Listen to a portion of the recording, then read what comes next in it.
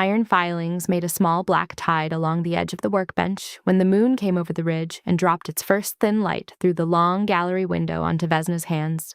She had been waiting for it since dusk. She always was. She had eaten her bread in the kitchen at 6th bell, walked back through the inner courtyard with her hood up and her head down, slipped into the bough house through the low side door, and laid out 40 arrow shafts across the dark oak bench in 3 even rows.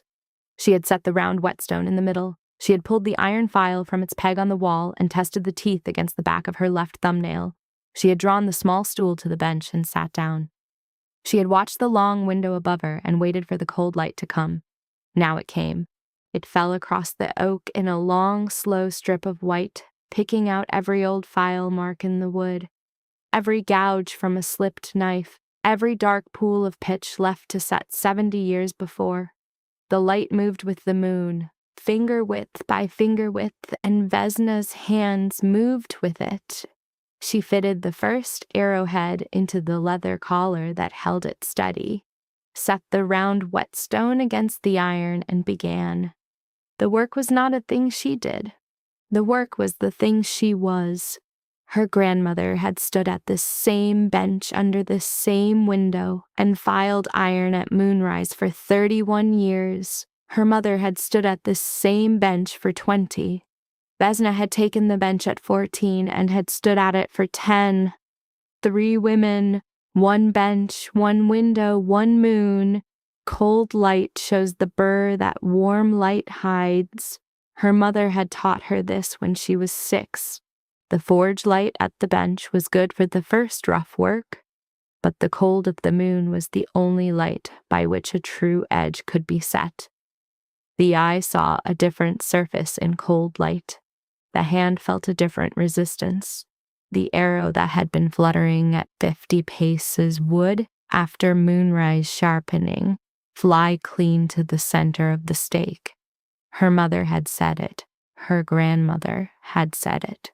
The archers on the wall had not, in 3 generations, been told it. The archers on the wall had only been told that the master bowyer of Dreckholt sharpened well. The master bowyer of Dreckholt was her father's older brother Drain, and Drain had not held a file in his hand for 12 years. She did not let herself think about Drain at Moonrise. Moonrise was for the work. At Moonrise, the bench was the bench.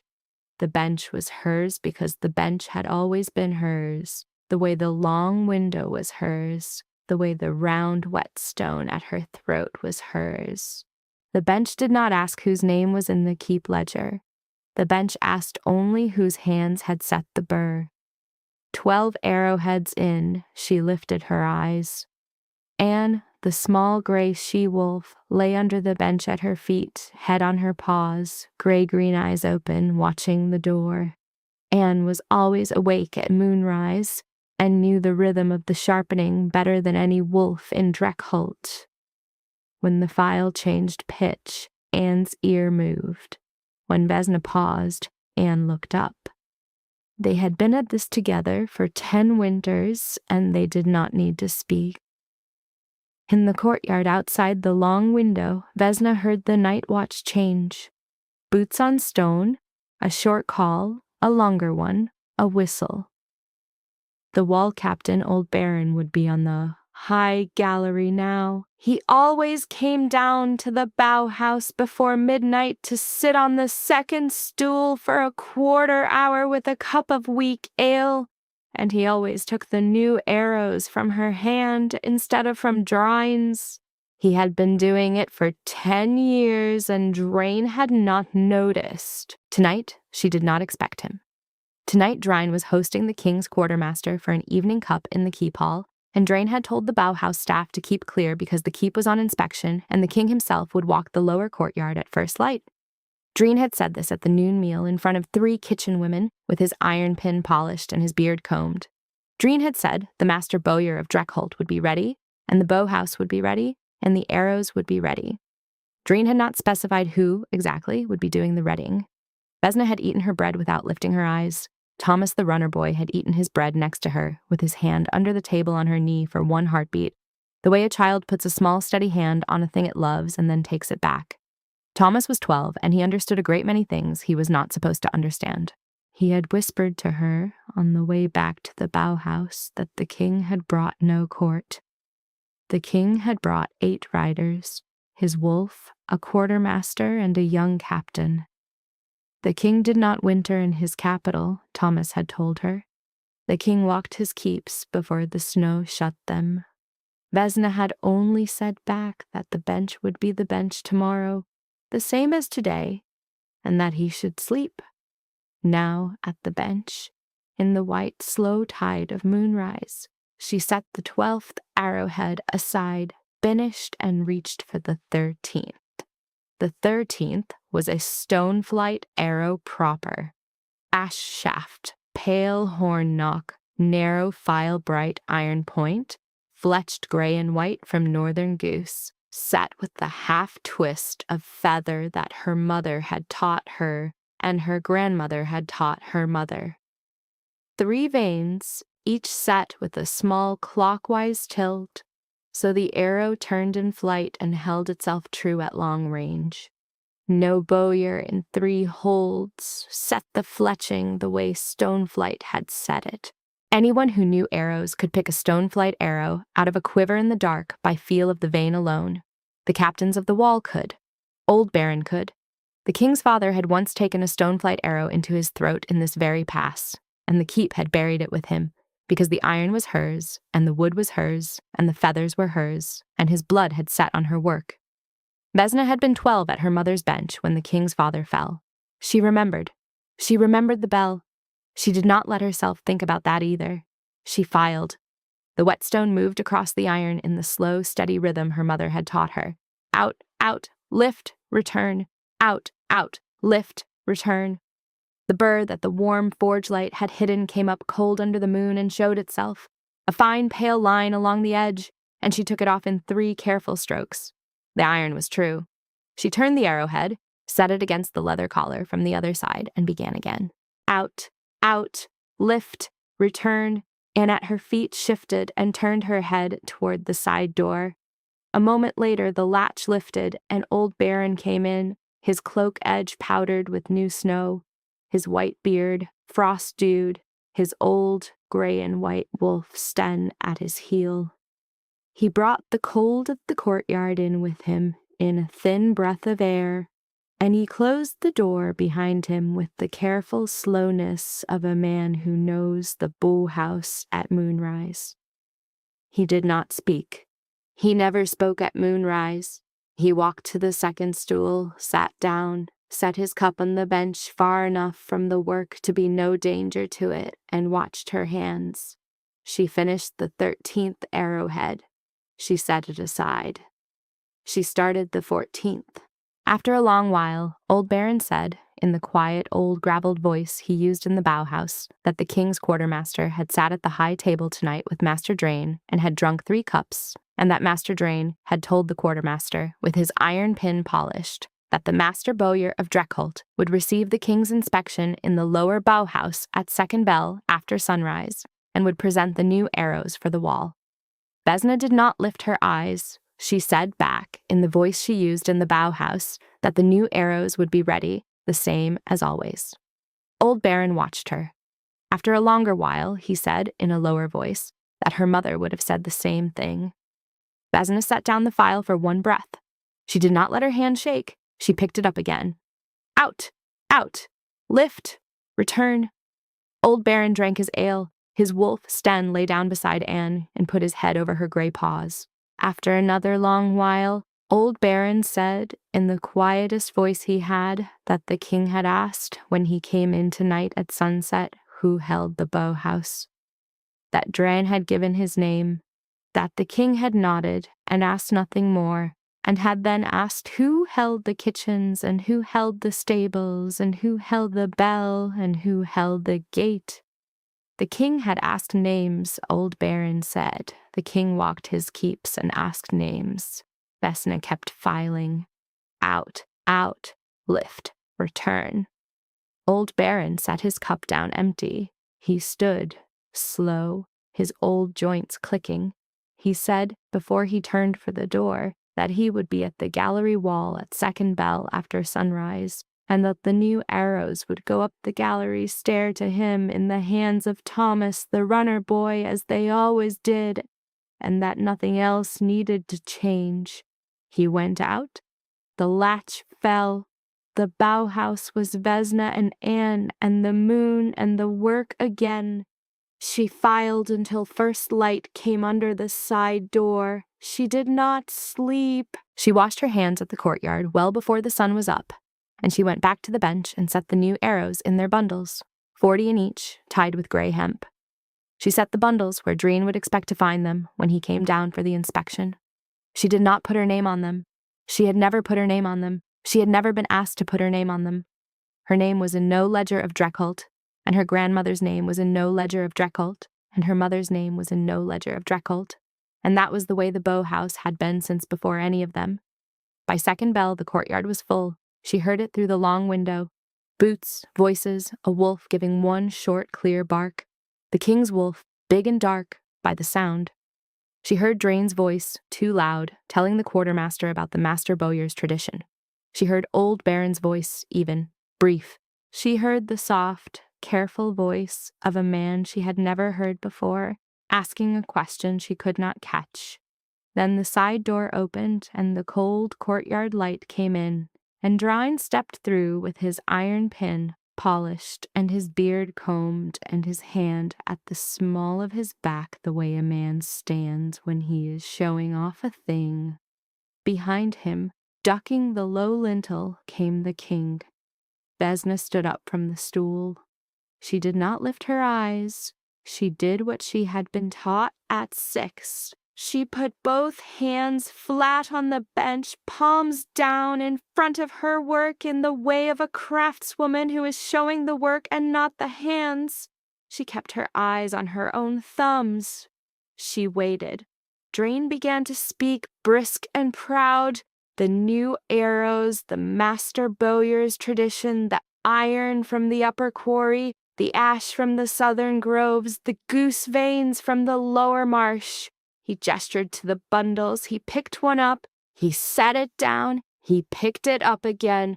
He held it out to the king with both hands. The king did not take the bundle. The king walked past Drain, slow in his long charcoal cloak with the dark green lining, in his black leather overvest, his dark chestnut hair tied back at the nape, the cold courtyard light still at the folds of his cloak. He came along the bench. He stopped opposite Vesna. He looked not at her, but at her hands flat on the dark oak in front of her work. He picked up one of the new arrows. He turned it in his fingers. He felt the half-twist of the feather. He pressed his thumb very softly to the edge of the iron. He said, in the soft, careful voice she had not been able to catch through the door, that the burr had been taken off in cold light. He said it not to Drain. He said it to the bench. Vesna did not lift her eyes. She did not breathe. The king turned his head very slightly and looked at her face for the first time. A king's eyes resting on a face that has not been looked at in 12 years are not a comfort, they are a weight. Vesna held the bench with both flat hands and did not move. The king's eyes were dark amber in the cold morning light. They did not flick away. They did not narrow. They simply rested. He gave her the courtesy of looking at her without performing the looking. Behind him, Drain had gone very still, the bundle of arrows held out in both hands, his face beginning to color at the cheekbones in the slow, ugly way of a man who has miscalculated a room. The king turned the arrow in his fingers a second time. He felt the half-twist of the goose-vane. He laid the iron point along the pad of his thumb without breaking the skin and lifted it to the courtyard light from the side door. He nodded to himself the way a man nods when he has confirmed a thing he has already known. He asked in the soft, careful voice he had used to no one in particular, who had sharpened this arrow. Dreen took half a step forward. Dreen opened his mouth. The king did not look at Dreen. The king kept his amber eyes on the arrow and waited, and the silence was not for Dreen to fill. Vesna lifted her face. She did not lift it all at once. She lifted it the way she lifted the round whetstone from the bench at the end of Moonrise, slow, careful, as if she might drop it. Her gray-green eyes met the king's amber ones across the dark oak and the white strip of light, and she said in the low, even voice she had used in this bow house since she was 14, that she had sharpened the arrow. She said it at Moonrise, the way her mother had taught her, the way her grandmother had taught her mother. She said, "Cold light shows the burr that warm light hides." The bow house was very quiet and stayed under the bench. Sten had long since left with old Baron. From the courtyard came one slow turn of a horse on the cobbles and a single dropped iron buckle. Dreen began to laugh, the short, uneasy laugh of a man covering a wound. The girl was the apprentice, he said. The girl was a useful pair of hands. The master bowyer's work was the master bowyer's work, of course, and the apprentice did the night running, the small filing, the lower tasks. The bundle the king was holding had been finished under Dreen's eye. The tradition of Moonrise was an old keep tradition, and Dreen, as master bowyer, naturally observed it himself when the work required it. Dreen said all of this in the brisk, eager voice he used in the high hall. The king did not look at him while he said it. The king set the arrow down on the bench between his hand and Vesna's. He did not put it back in the bundle. He laid it across the oak the way a man lays down a thing he is going to come back to. He asked the bench, not Dreen, where the round whetstone was kept. Vesna did not move her hand. She lifted her chin a fraction very slowly until the thin leather thong at her throat showed at the open neck of her tunic. The flat round dark gray stone, palm coin small, hung against her collarbone in the cold morning light. The king's amber eyes went to the thong. He did not reach for it. He looked at it the way he had looked at the arrow, with the courtesy of looking without performing. He said after a moment in the same quiet voice that he had not seen a craftswoman wear her stone at her throat in many years. He said his grandmother had carried hers so. He said it as a small offering set quietly on the bench between them. Vesna did not say anything to that. She did not know how to. Dreen began to speak again, faster. The keep's tradition, the master's pin, the lower tasks, the apprentice, the tradition. The king turned to him at last. He did not say much. He told Dreen, in the same soft voice, that he was satisfied with the inspection. He told Dreen that the new bundles for the wall could be carried up the gallery stair at the wall captain's hour. He told Dreen that he would speak to him later in the keep hall about the ledger. He said the word ledger without weight, the way a man says a word he is going to come back to. Dreen bowed. Dreen backed 2 steps. Dreen gathered his bundle of arrows, with which he had been gesturing too long, and held it against his chest. He said, yes, of course, the king's grace, the master's honor. He said it 3 times. He went out the side door with his iron pin still polished, and the door swung shut behind him. The bow house was the king and Vesna and Anne, and the long bench and the cold morning light from the long window above and the side door. The king did not move toward Vesna. He did not lean. He did not bring his hands closer to her hands. He stayed on his side of the bench, very still, the way a man stands near a small, startled animal. He said, after a long moment, that he had ridden a stoneflight arrow as a young man on the 2nd day of the 2nd assault. He said an arrow of this fletching had been in his quiver. He said the half-twist of the vane had held in a hard crosswind, and he had taken the rider on the far ridge at 300 paces, and he had been told nothing about who had set the feathers. He said he had asked, that day, who fletched the arrows. He said he had been told the master bowyer of Dreckholt fletched the arrows. He said very quietly that he had not asked again. He said this not as an excuse and not as an apology, because he had no right to apologize for a question he had not asked when he was 19. He said it as a thing being put on the bench between them, where it could be seen. Vesna kept her gray-green eyes on his amber ones. She was still holding the bench with her flat hands. She felt her thumbs tremble once and stilled them. She told him in the same low, even voice that her mother had set those feathers. She told him her mother had died of the lung rot 2 winters after the second assault. She told him her grandmother had set the feathers before her mother. She told him all 3 of them had set the half-twist the same way, and that anyone who ran his fingers across a stoneflight vein in the dark could tell whose hand had done the work. She said the word stoneflight without flinching. The word had not been spoken aloud in the Bauhaus in many years. The king nodded slowly. He did not say her grandmother's name. He did not yet know her grandmother's name. He did not say her mother's. He did not yet know her mother's. But he had set the bench at 3 names instead of 1, and he had not let Dreen take any of them out of the bench. He looked at the second stool, the one old Baron had used at midnight. It was still where Baron had pushed it back when he stood. It was within reach of the bench. The king asked if he might sit. He asked it as a question, not a courtesy. He asked it the way a man asks before stepping into a small room that is not his. Vesna inclined her head a fraction. The king drew the second stool to the bench slowly so that the wooden legs did not scrape on the flagstone. He sat down. The bench was now on his side and her side both. His charcoal cloak settled across his knees. His amber eyes came down level with hers. He did not reach for the file. He did not reach for the round whetstone at her throat. He did not reach for the half-finished arrow. He did not reach for her hand. He asked her, in the same soft, careful voice, what she would have been doing if he had not come this morning. What the bench would have been doing.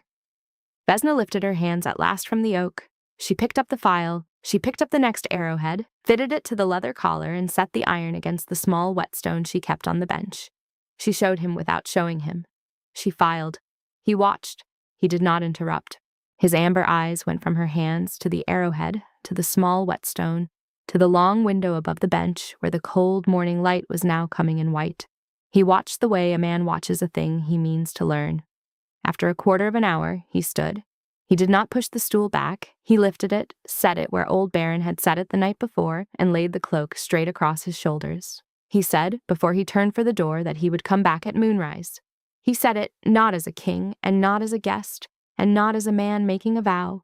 He said it the way a man says a thing he intends to do, the way a man says he will come at first light to clear snow, the way a man says the simplest thing in the room.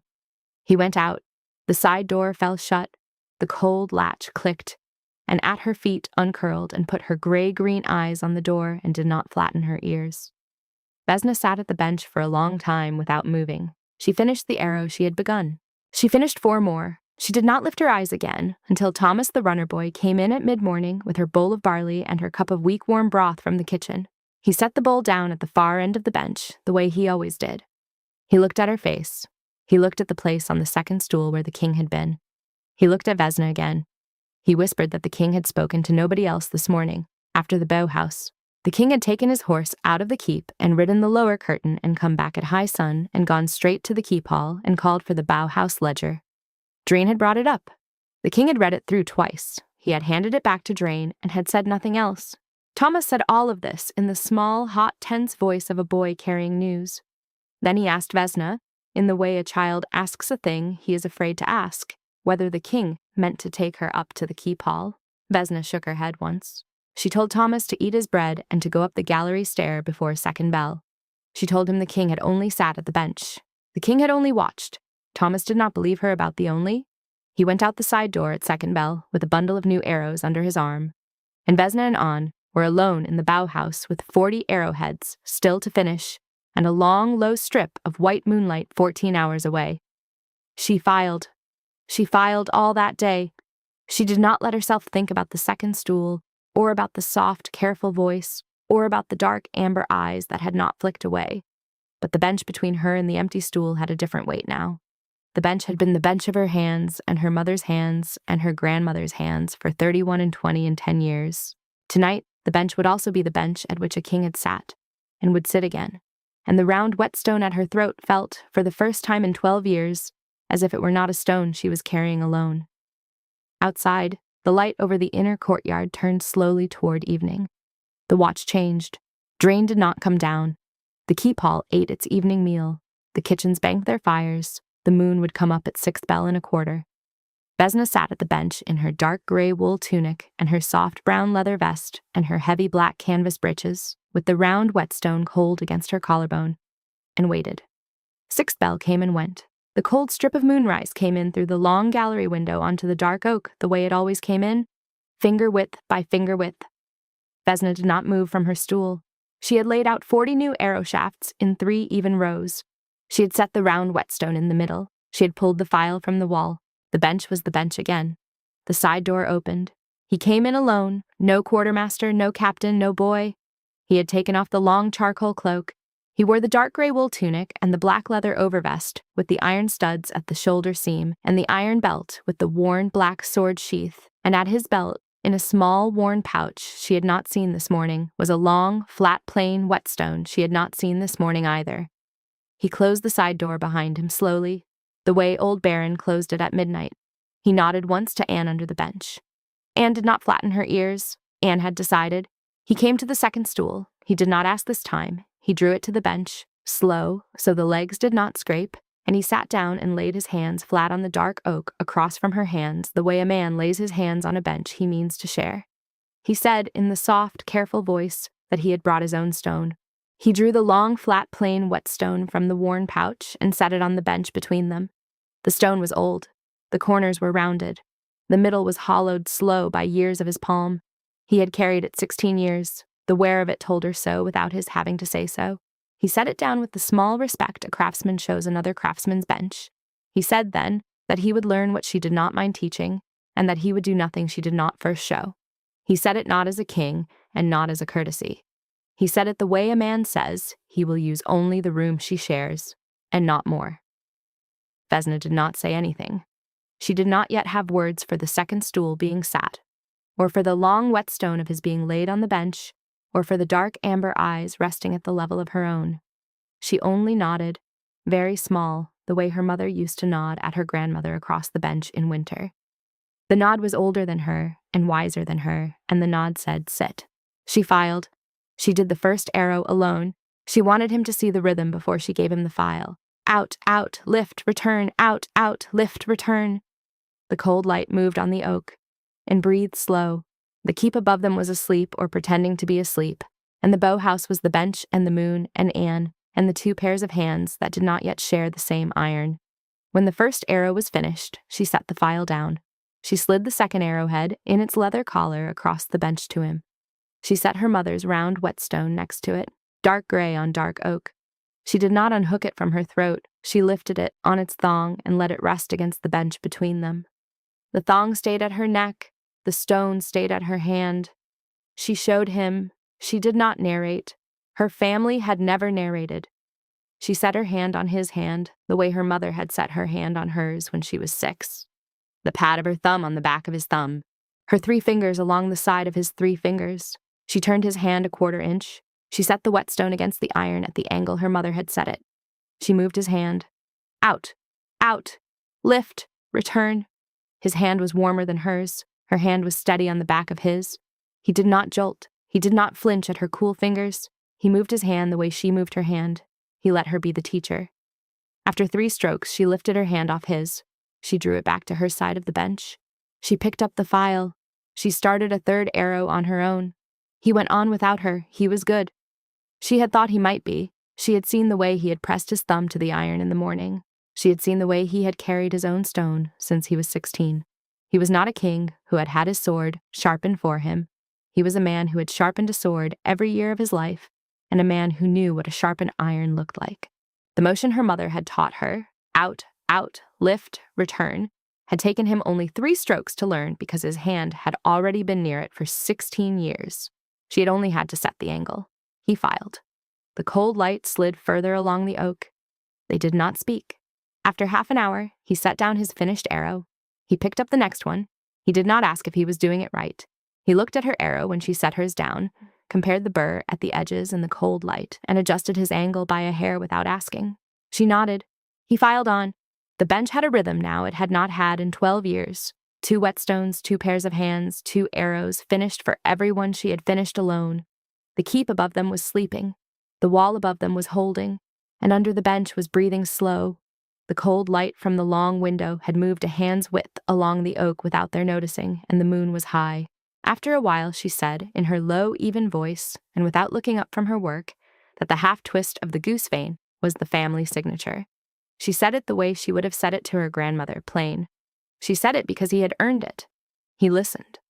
He did not lift his eyes from his arrowhead either. He filed and listened. She told him her grandmother's name, Kara of Stoneflight. She told him her mother's name, Hera of Stoneflight. She told him the workshop's name was older than her grandmother's, that the bench was older than her grandmother, that the long window was as old as the inner wall, that the moon over the ridge had risen on Stoneflight hands for as long as Dreckholt had stood. She told him her mother had set the king's father's arrows. She told him her mother had been 28 that year. She told him the iron in the king's father's quiver had been from the upper quarry, and the ash had been from the lower groves, and the goose-vanes had been from the lower marsh. She told him this not as a complaint, and not as a claim, and not as a request. She told him because his hand was on a Stoneflight stone, and she would not let a man file Stoneflight arrows without knowing whose hands had filed them before his. He listened all the way through. He did not interrupt. When she was done, he set the arrowhead down. He laid the file across the bench, parallel to her file. He did not look at her. He looked at the Whetstones, at his and hers side by side on the dark oak. He said, in a voice almost too quiet to be heard, that his father had spoken to him, the morning of the second assault, of a craftswoman called Hara, whose half-twist he had wanted his archers to study. He said his father had not lived to do it. He said he had been 19 and had not asked again. He said he carried the failing. He did not say more than that. He did not perform sorrow. He laid the small, dry truth on the bench and did not press it, and the bench held it. Vesna's hand at the file did not shake. She had decided long ago she would not let her hand shake at her bench. But she felt the round whetstone at her throat warm a quarter degree, the way a stone warms when it has lain a long winter against bare skin and finally been touched in another way. She told him, after a moment, that her mother had spoken of his father at the bench in the winter of his death, that her mother had spoken of his father with respect, that her mother had set a longer half-twist on the king's arrows that winter because the king had drawn a heavier bow. She said this evenly. She said this the way her mother had said it. He nodded. He did not say thank you. To say thank you would have been to make a small thing of a large one. They went back to filing. Out, lift, return. He came again the next night. The next night he brought no cloak, and the night after that he brought his sword and laid it on the bench against the wall and filed at her stone and did not draw the sword once. By the fourth night, his stool was the king's stool. When old Baron came at midnight, he set his cup at the far end of the bench. He nodded to the king. The king nodded to him. They both nodded to Vesna, at her work. The Bauhaus had 3 pairs of eyes on the bench in the cold light, and old Baron breathed out once, long, the way an old man breathes out a thing he has been carrying for a great many winters. After his quarter hour, old Baron stood. He told the king, in his old gravelled voice, and without looking up at any king, that the wall captain of Dreckholt had known whose hands had been holding the pass for 10 years. The wall captain had not said it because the wall captain had not been able to say it. The wall captain was glad to say it now. He went out. He left his empty cup at the far end of the bench. The king watched the door close. The king did not look at Vesna. The king said, after a long quiet, in his soft, careful voice, that the Bauhaus ledger he had read at High Sun was a poor ledger. He said the keep ledger of the kitchens named the cooks. The keep ledger of the gates named the gatekeepers. The keep ledger of the bell named the bell girl. Only the Bauhaus ledger was poor. He said poor in the soft, careful voice he had used for ledger that morning, and the word landed on the bench like a small, precise iron weight, and Vesna at her work felt her file move a hair off, true at the burr, and corrected it. She did not look up. She said, lo, that the Bauhaus ledger had been poor for 31 and 20 and 10 years. He said then, the first sharp thing he had said in 3 nights, that he intended to mend it. He did not say more. He did not promise. He filed. The cold light moved on the bench the way it had always moved. When the moon was at the high quarter, he set his finished arrow aside, picked up the next, and asked her, in the soft, careful voice that had not changed, who had taught her grandmother. She told him a woman named Mira of the lower villages, who had filed iron in the year of the great winter, and who had come north with a knack for setting feather. He listened. He filed. He asked in the same voice the small, careful questions of a man who is learning a long story he should have known. She answered. She filed. The bench held them both. By the 5th night, the Bauhaus at Moonrise had 2 stools and 2 Whetstones and a small grey she-wolf and the long window in the cold strip of light, and the silence between her and the king was not the silence of a craftswoman alone with her family's work. It was the silence of two people who knew, both of them, that something had begun on her bench that the keep would notice soon, and that the keep, when it noticed, would push back against it, because the keep was the keep, and Dreen was Dreen, and the iron pin at his collar had been polished for 12 years. But the moon at the long gallery window did not push back. The bench did not push back. Anne did not push back. Out, out, lift, return. Dreen cornered her in the lower passage between the bow-house and the courtyard well on the morning of the 6th day. He had not come down to the bow-house once in the 5 mornings since the king's first inspection. He had eaten in the high hall, drunk wine with the quartermaster and the visiting captains, walked the parapet in his fur-lined cloak, polished his iron pin twice a day, and slept long in the master's chamber. He had not put his hand on a file. He had not put his hand on a bundle. He had not asked her one question. He had been waiting, the way a man waits who is afraid the thing he has been carrying will be taken from him in the open, and is preparing to take it back in the dark. He stepped out of the side passage as she came up from the well with the wooden water bucket. He stood square in the narrow stone way so she could not pass.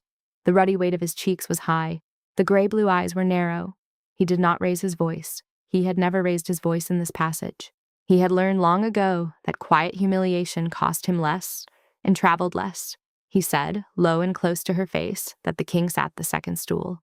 He said the keep had begun to whisper. He said the kitchen women had begun to whisper, and the gate boys had begun to whisper, and the southern captain had asked the quartermaster at the high table whether the keep had a master bowyer or a girl who filed at Moonrise. He said this last in the small, ugly voice he used when he had been laughed at and could not name the man who had laughed.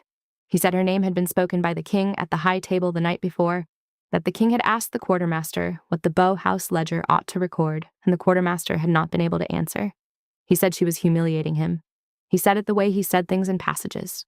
She did not put down the bucket. She said low that she had not asked the king to sit the second stool. She said the king had asked her if he might. She had not stopped him. Dreen took half a step closer. He smelled of last night's wine and of kitchen smoke. He said she would stop him.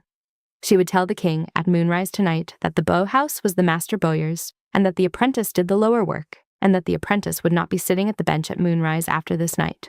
The apprentice would be moved to the day shift in daylight under his eye. He said this was the way the bow-house had been run for 12 years, and the way it would be run for 12 more. The iron pin at his throat said so. He said finally, in a voice a hair lower, that she would do as he said because she had nowhere else to go, because her father was 12 winters in the lower yard, because her mother was 12 winters in the lower yard, because the keep's roof over her head was given by his name in the ledger and not by hers. She held the bucket. The cold water moved in the wood. Anne behind her at the bow-house door made a low, careful sound. She did not say anything for a long moment. Then she lifted her gray-green eyes the rest of the way up to his face, and she said, in the same low, even voice she had used at the bench, that she would not stop the king from sitting the second stool. She said she would not lie to the king at Moonrise about whose hands had filed the iron at Moonrise. She said her grandmother had not lied at her bench, and her mother had not lied at her bench, and she was not going to be the third stoneflight to lie at her bench. She said the iron pin at his throat had been polished for 12 years over a poor ledger, and that the king had said so already. She said it without raising her voice, the way she had been taught. Dreen went very still. For one heartbeat, she thought he might lift his hand. He did not. The bow-house door behind her was open, and Anne was at the threshold, gray-green eyes steady, and beyond Anne, at the angle of the inner courtyard wall, a small dark russet wolf with a cream-white chest and amber eyes had come around the corner with a long, slow motion, and had set himself, paws square, between Dreen and the bow-house door without making a sound. Vark! The king's wolf. He had not been told to do it. He had simply been there. Dreen saw the wolf. He stepped back 2 paces. He gathered his fur-lined cloak across his chest. He told her, in a voice that had thinned, that he would speak to the keep master that morning about her place in the bow-house. He told her she would regret the second stool.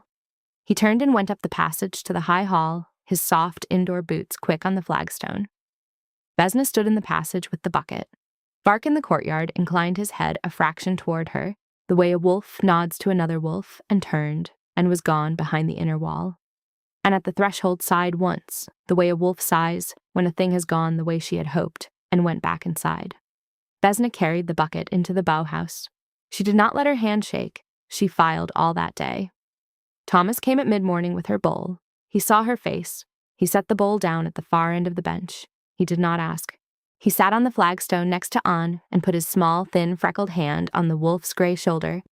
At third bell after midday, the keepmaster sent down a message. The message came in the hand of the kitchen steward, a tired older woman called Meta, who carried it as if it pained her arms. The message said, in the keepmaster's flat ledger hand, that the apprentice, Fletcher Vesna, would be moved to the day kitchens at sundown for the duration of the king's stay. The kitchen steward would assign her to the bread bench. The bow-house would be tended in the apprentice's absence by the master bowyer drain, and by such hands as the master bowyer should call upon. The keepmaster had signed it. The seal was the keep's gray star. Meta stood in the bow-house doorway with the folded paper. She had known Vesna's mother and grandmother. She did not look at Vesna's face.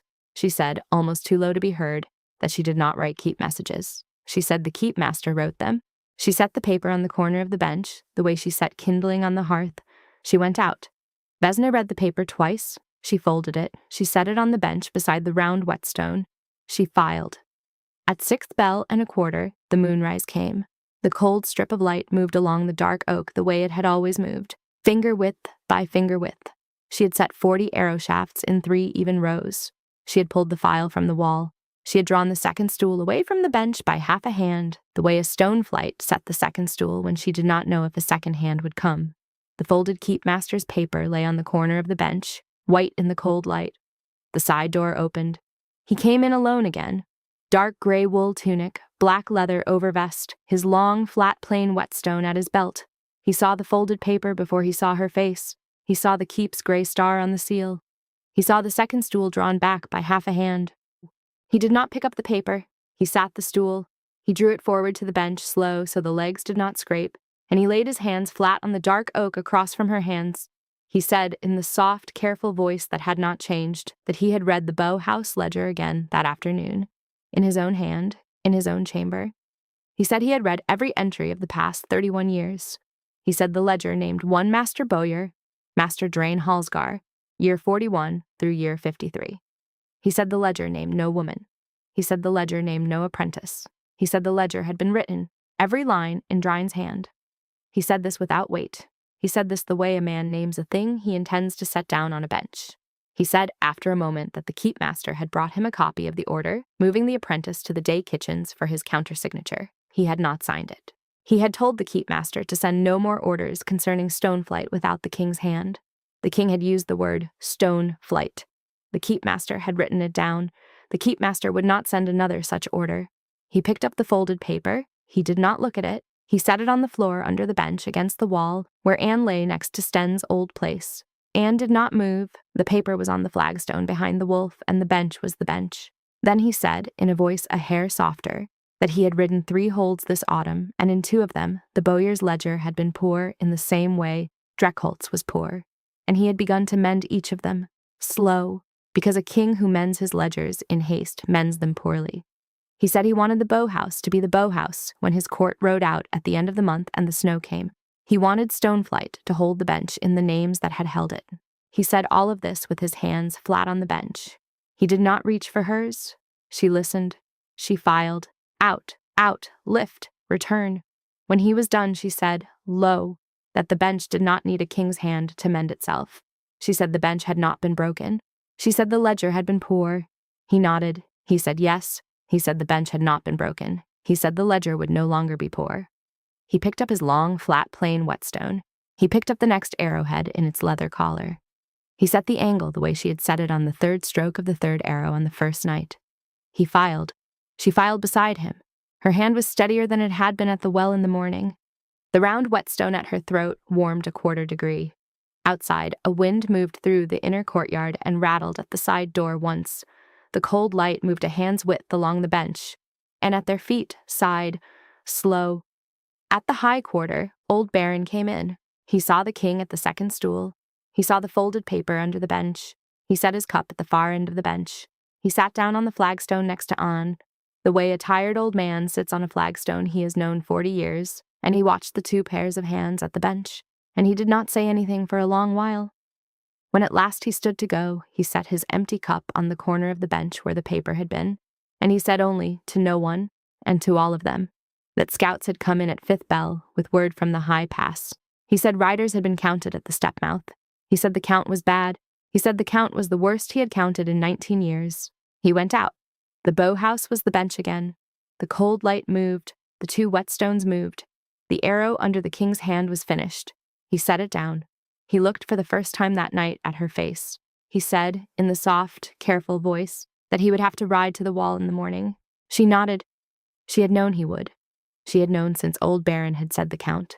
She filed. The night was long. The moon came down off the high quarter and slipped the gallery window before 4th bell, and the cold strip of light went out of the oak the way it always went out, and the bench went back into the small, warm gold of the 2 oil lamps, and the 2 pairs of hands kept on filing in the lamplight. Slower now, careful, because the iron going up the gallery stair in the morning was iron that would need to be true. Vesna did not let her hand shake. The king did not let his shake either. The wall was coming. Dawn came slow over the inner wall. The cold strip of light at the long gallery window faded out into a flat gray, and then into a thin pale ash that meant snow was coming. And the bow-house at last was only the bow-house of 2 oil lamps, 2 empty stools drawn back from the bench, and 40 fresh arrows tied in 4 bundles of 10, with the half-twist set true on each goose-vane. The king had gone to wash and to dress for the wall before 2nd bell. He had not said goodbye. Stoneflight did not say goodbye at the bench. He had stood from the 2nd stool, set his long, flat, plain whetstone back into the worn pouch at his belt, laid his hand once flat on the dark oak across from her hands, the way a man lays his hand on a thing he means to come back to, and he had gone out the side door into the falling snow. She had tied the bundles. She had set them where Thomas would find them. She had washed her hands at the courtyard well, and gone back to the bench and laid the round whetstone on its leather thong against the oak between her hands and waited for him. Thomas came in at 2nd bell, with his cheeks red from the courtyard. He saw the bundles. He picked up 2. He hugged Vesna once around the middle, fast, without looking at her face, and he ran out the side door and up the gallery stair, his small boots quick on the worn stone. He came back twice more for the other 2 bundles. The 3rd time he came back, he was carrying his small carved wooden arrowhead in his fist, the one Vesna had made for him when he was 7. He showed it to her in his palm and put it back in his pocket. He said the king was at the gallery wall. He said the king had taken the high tower at the north angle and was walking the long line of arrow slits and was speaking to every archer by name. He said old Baron was at his right hand. He said the count was bad. He said snow had begun to lie at the gallery torches. He looked at her face for the first time. He said the keepmaster had come down to the kitchens at 1st bell with the order moved up. He said the kitchen steward, Meta, had been told to take Vesna onto the bread bench at 6th bell and not to let her come up to the bow-house for the duration of the assault. The keepmaster had said the bow-house would be tended by Master Dreen. The keepmaster had not said the king had refused the order. The keepmaster had said only that the king was at the wall and could not be disturbed by ledger work. Thomas said this in the small, careful voice of a boy who had heard a thing he was not meant to hear and was carrying it carefully across a courtyard. Vesna did not let her hand shake. She told Thomas to run more arrows. She told him to come down at the next change of the wall and tell her what was needed. She told him she would be at the kitchens. Thomas hesitated at the door. He said very low that the king had asked him at the foot of the gallery stair where Stoneflight was, and he had said, the bow-house. The king had nodded. The king had said, in his soft, careful voice, that if anything came that the king did not see, Thomas was to go directly to the bow-house. The king had said, directly, even if the keepmaster tells you not. Thomas said all of this in one quick breath. He turned, he ran. Vesna stood at the bench in her dark gray wool tunic with the round whetstone at her throat. Anne at her feet stood up. Vesna touched the wolf's gray shoulder once, lightly. She lifted her hood. She went out of the bow-house through the side door and up the lower passage to the kitchens. The keepmaster was not there. Drain was not there.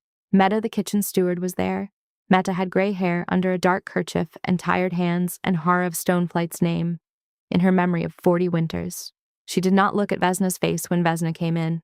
She set Vesna on the bread bench at the far end of the long, blackened hearth, with a wooden trough and a sack of coarse, dark flour and a jar of leaven and a small wooden spoon.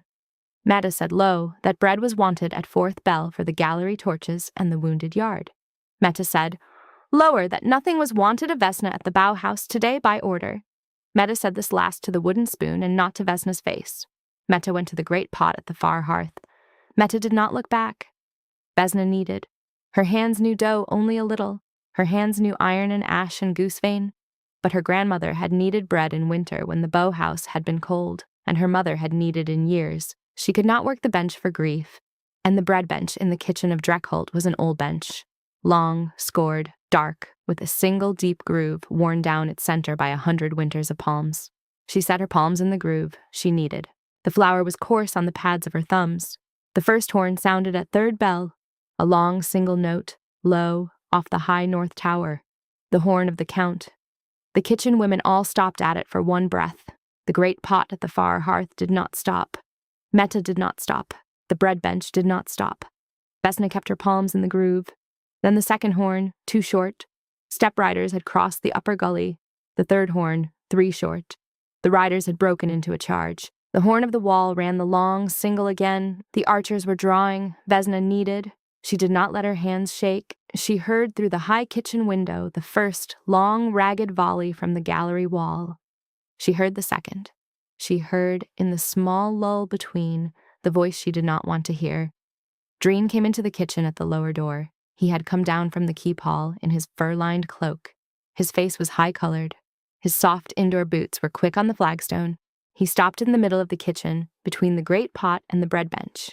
He looked at Vesna over the long, blackened hearth. He said, in the voice he used in passages, that the bread bench needed her. He said the wall was not her concern. He said the bow-house was not her concern. He said the master bowyer of Dreckholt was at the bow-house. He said the master bowyer of Dreckholt had ordered the bundles for the second wave already and had set them on the bench, and that the apprentice was to remain in the kitchen for the duration by order of the keep-master. He said this loud. He said it for Meta to hear, and the other kitchen women and the kitchen boy by the door. He said it with the iron pin polished at his throat. Vesna kept her palms in the groove. She did not lift her face. The third horn ran again. 3 short, 3 short. The third wave of riders had crossed the lower gully. The volley from the wall went out. It came again. It came thinner the third time. Then a fourth sound none of them had heard yet that morning. A short, hard call from the high north tower. 3 quick rings of a smaller bell. The sound of an arrow that had failed at the knock, of a bundle that had not held, of an iron point that had bent on a heavy shield. The sound of bowmen calling for fresh. Vesna lifted her gray-green eyes from the dough. Dreen's high-colored face was in front of her. Meta at the great pot had stopped stirring. The kitchen boy at the lower door had set down his coal bucket. The lower door opened. Thomas came in, snow on his shoulders, hair wet, hazel eyes very wide. He saw Dreen. He saw Vesna at the bread bench with her hands in the groove. He saw the iron pin polished at Drine's throat. He did not look at Dreen. He came straight along the kitchen wall to Vesna. He set his small, thin, freckled hand flat on the bench beside her wrist. He said, in the small, clear, high voice of a boy who had been told to say a thing, even if a master told him not, that the king had sent him. The king had said, stone flight, now. The king had said the third bundle had failed at the knock. The king had said the wall could not hold a fourth wave on what was on the gallery. The king had said, directly, even if the keep master tells you not. He said it word by word, the way he had been told. Dreen opened his mouth. Thomas turned, then, for the first time, and looked at Drine. And Thomas was 12 years old, and a head shorter than Drine, and not yet changed, and his hand was in his pocket on the small, carved wooden arrowhead. But Thomas did not flinch. He said only in the same small, clear, high voice that the king had said directly. Meta at the great pot set the long iron ladle across the rim of the pot. She came along the hearth. She did not look at Dreen either. She put her tired old hand on Vesna's flower-pale wrist. She lifted Vesna's hand out of the groove. She wiped the dough off Vesna's palm with the corner of her white apron. She said, in the quiet voice of a steward of 40 winters, that the bread bench was hers, Meta's today. She said the bow house was Stoneflight's today and always. She said it the way a woman says a thing she has known 40 years and has only now been given leave to say. She turned to Dreen. She said, low, that he was in her kitchen, and her kitchen was not the place to give bow house orders. She said it without raising her voice. Dreen went very still. The iron pin at his throat was polished. The kitchen women were watching. The kitchen boy was watching. The high north tower bell was ringing again. 3 quick. Dreen turned. Dreen went out the lower door. Meta let Vesna's wrist go. She put her hand once, briefly, on Vesna's shoulder. She said in the smaller voice that the bow house had been kept by good women longer than the keep had been kept by any keep master. Vesna nodded. She did not trust her voice. She went out of the kitchen with Thomas. Snow was falling thick across the inner courtyard. The high north tower bell was ringing 3 quick again. From the gallery wall came a thin, ragged volley, and then a louder one, as fresh men were brought up. She ran. Thomas ran beside her. and met her at the bow house door, gray-green eyes lit, and went in with her. The bench was the bench. The 4 bundles she had tied at dawn were gone. A new heap of 40 raw shafts had been thrown across the oak in no order. The way a man throws a thing down, he means another to fix. Dreen had been at the bench. Dreen had touched only what he had to. She set her hands. She filed. The wall was waiting. She filed through the second wave and the third, and the long, ragged hour at the end of the third when the step riders broke and reformed at the lower gully and threw themselves at the gate a 4th time. Thomas ran arrows. He was small enough to take the gallery stair 2 at a time and steady enough, after the first hour, not to drop a bundle. He came down for fresh, took up new bundles at the bench, ran. He came down again. He ran again. His cheeks were burned with cold, and his tunic was wet to the chest, and his hazel eyes were lit with a fierce small glow that was not fear and was not joy, and was the particular bright look of a child who has been trusted at last with a true thing. Old Baron came down twice. He did not sit. He took bundles direct from her hand, the way he had taken them in the dark for 10 years. He told her once in his old gravelled voice that the iron in the second bundle had cut a rider clean at 400 paces. He told her once, in a smaller voice, that the king had taken the high tower himself and had not left the wall and was drawing his own bow at the second arrow slit on the long line. He told her this, not as praise of the king, but as the small fact a captain brings down to a craftswoman when he wants her to know whose hands are holding her work at the other end. She did not lift her face. She filed. Out, out, lift, return, and stayed under the bench, and did not flatten her ears once. The 4th wave broke at the gate at 5th bell. The horn of the count went short, and short, and short, and short, and along. The keep had held. The bell girl up at the high north tower rang the long single ring of the wall held. The keep above them gave a sound that was not a cheer, because Dreckholt did not cheer. It gave a long collective breath out, slow, like a held breath let go in a closed room. Vesna at her bench did not breathe out. She had 8 more arrows to finish for the next wave. If the next wave came, she finished them. The next wave did not come. Snow fell. The keep slowed. The wall held. The horn of the count did not sound again. The bell girl up at the high north tower rang the small triple, riders breaking back to the step-mouth at the 7th bell, and then again at the 7th and a quarter, and then no more. Thomas came down once more. He had been crying. He had not been crying from fear. He had been crying because old Baron had set his hand on the back of Thomas's neck at the top of the gallery stair and had said, in a voice Thomas had not heard before, that the runner boy of Dreckholt had run more steady than runners twice his age, and that the king had told the wall the same thing, and that Thomas Halmir would be remembered. Thomas told this to Vesna at the bench in 3 pieces, the way a child tells a thing too big to be told all at once. Vesna set down her file. She wiped her thumbs on her apron. She knelt at the flagstone and pulled Thomas to her by the shoulders. Briefly once, the way she had pulled him to her when he was 4, and had cut his hand on the old draw-knife. She held him for one breath. She let him go. She told him in the low, even voice to go up to Meta in the kitchens and to eat. She told him she was at the bench and would be at the bench and that nothing else was needed. He went. She sat down on her stool and lifted her gray head. Vesna laid her palms flat on the dark oak and did not move. She had been at the bench for 9 hours without standing. The cold strip from the long window was gone. The 2 oil lamps were low. The fresh shafts on the bench were finished. The 4 bundles for the wall were tied. The bench was the bench. She did not let herself think about anything. She did not let herself think about the king at the 2nd arrow slit on the long line, or the 3rd bundle that had failed at the knock and had not been hers, or the iron pin at Drine's throat in Meta's kitchen, or her mother. She was tired in a way she had not been tired since the winter she was 16. The side door opened. He came in. He was grimed at the cheek with cold and with the smoke of the gallery torches. His dark chestnut hair had come down from the cord at the nape and clung damp at his throat. His charcoal cloak was wet at the hem, where snow had soaked through. His amber eyes were dark, very dark, the way they went when he was thinking. The leather of his overvest had been cut at the right shoulder, where an arrow had cracked across the iron stud and had not gone through. The long, flat, plain whetstone in the worn pouch at his belt was where it always was. He saw her at the bench. He saw the 4 bundles tied. He saw the empty leather collar at her hand. He saw the round whetstone of her mother on its thong against her collarbone. He came along the bench. He laid his hand flat on the dark oak across from hers, the way he had laid it that morning, and he did not take it back. He stood with his hand flat across from hers and did not speak for a long quiet. Then he reached, very slowly, and he took the file out of Vesna's hand. He did not pull it. He did not jerk it. He laid his fingers along hers, the way she had laid hers along his on the first night to set the angle, and he eased the file from between her fingers and set it down on the dark oak. He sat. He drew the second stool to the bench, slow, so the legs did not scrape. He set himself level with her again. The cold morning light that had not yet come was 12 hours away. The lamps were low, the bench was them. He said, in the soft, careful voice she would have known in the dark by feel, that the pass held. He said the riders had broken at the step-mouth. He said old Baron would walk the wall a third time before he slept, and the Count would not move.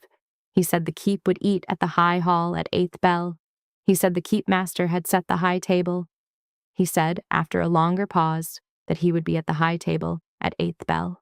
He said it as a thing he was telling her so she would know. She nodded. She did not have words. He said then that he wanted Drain and the keepmaster and old Baron and Meta of the kitchen and Thomas Halmere and the bell girl and the gatekeepers all at the high table tonight. He said it would be the keep's first table after the wall held. He said in the same voice that he wanted Vesna of Stoneflight at the high table also. He did not say it as a king. He said it as a man who had set a thing on a bench and was now picking it up. She did not say no. She had not the strength to say no, and she had not the right to say no, and she had not the wish to say no. She had the small, still wish of a woman who has filed for 9 hours through 4 waves and has not lifted her face from the work. She said low that she had only the dark gray wool tunic and the soft brown leather vest. She said she had not eaten since dawn. He said the high table did not care for cloth. He said the high table cared for whose hands held the keep. He said she should eat now before she dressed, and he said he had asked Meta to send a bowl down to the bench and a cup of warm broth and a piece of the 3rd loaf because Meta had said the 3rd loaf was the best one of the day. He said this with the very small turn at the corner of his mouth that was the closest she had seen him come to a smile in 7 days. The lower door opened. Meta came in carrying the bowl and the cup. She set them on the corner of the bench with the gravity of a steward of 40 winters who had been entrusted with a small, important thing. She looked at Vesna once, short, and went out. Vesna ate. The king did not watch her eat. He turned a quarter on the stool and looked, as if for the first time, at the long gallery window high in the north wall, the window through which the cold strip of moonrise had fallen onto her grandmother's hands and her mother's hands and hers. He looked at it for a long while. When she had finished the bread, he turned back to the bench. He took something out of the inner pocket of his overvest. It was wrapped in a small, soft square of dark green wool. He set it on the dark oak in front of her. He said, in the soft, careful voice, that he had asked the keep's ironsmith 2 nights before to make her a thing.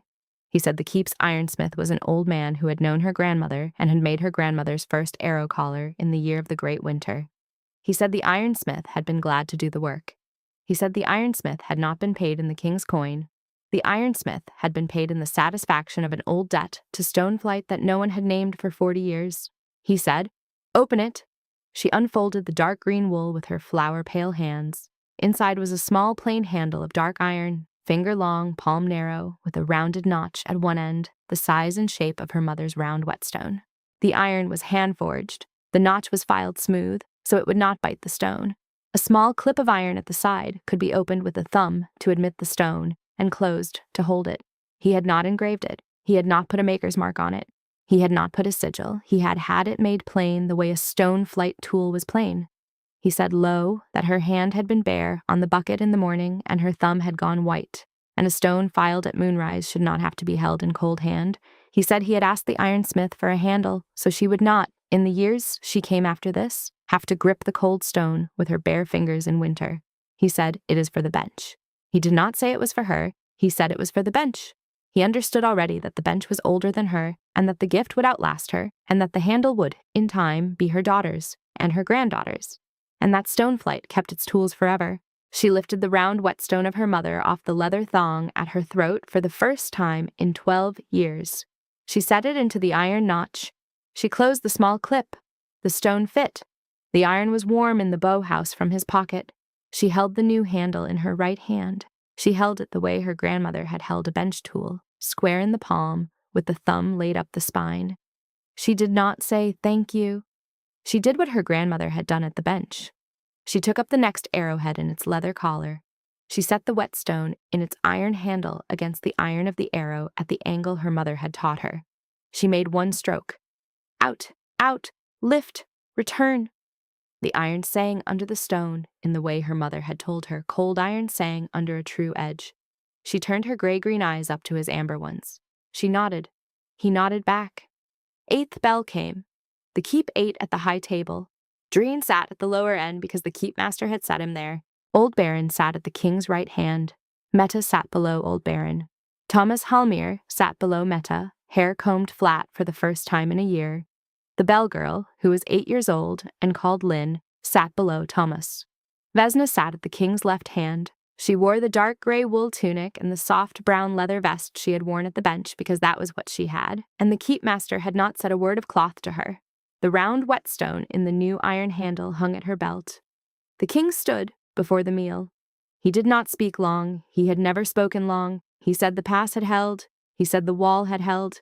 He said the wall had held because the iron on the wall had been true. He said the iron on the wall had been true for 31 and 20 and 10 years by the hands of 3 women, and that the Bowhouse ledger of Dreckholt had not named them, and that the Bowhouse ledger of Dreckholt would name them now. He said the names. Kara of Stoneflight, he said. Hara of Stoneflight, he said. Vesna of Stoneflight, he said. He said them in the soft, careful voice he had used at the bench for 7 nights, and the high hall held its breath through each of them, and Dreen at the lower end of the table did not lift his face. The king said in the same voice that the keep ledger of Dreckholt would at first light be opened on the high table, 3 names entered by the king's hand, and that the master bowyer's pin at Dreckholt would, from this winter forward, be worn by Vesna of Stoneflight. He said the iron pin was the bench's, not the man's. He sat down. The high hall was very quiet for 1 heartbeat. Then Old Baron, in his old gravelled voice, said, "The Bowhouse's amen, that the iron was true." The southern captain said it after him. Meta said it. Thomas, in his small, clear, high voice, said it. Lynn, the bell girl, said it last because she was 8 and shy. The keepmaster said it without lifting his eyes. Dreen did not say it. Dreen had, by that hour, already understood that he would not be at Dreckholt by the spring thaw. He had not been told so. He understood. The keep ate. After the meal, when the high hall had emptied to small clusters at the hearth, and the keepmaster had taken Thomas Halmir aside to ask him whether he would, in the spring, like to begin at the bench, Vesna stood. She did not speak to anyone. She went down the long stone passage to the Bowhouse. She opened the side door. She set the new iron handle and the round whetstone on the dark oak. She drew the second stool to the bench. She sat. The full moon was above the long gallery window. The cold strip of light fell through and lay across the oak, finger width by finger width, the way it had fallen for 100 years. He came in. He closed the side door behind him without scrape. He drew the first stool, the one she usually sat on, to the bench, and he set it across from his own stool, and he sat down on the second stool. The 2 stools faced each other across the bench, the way her mother and her grandmother had sat when they had worked together a few winters before her grandmother died. He laid his long, flat, plain whetstone on the bench beside the round one, in its new iron handle. He picked up an arrow from the bench, one of the next bundle, and he set it in the leather collar in front of her. He picked up another arrow, and he set it in the leather collar in front of him. He took up his whetstone. She took up hers. The cold light moved a finger width along the oak. She filed his arrow. He filed hers. Out, out, lift, return, out, out, lift, return. Snow fell soft against the long gallery window above them. The bench held.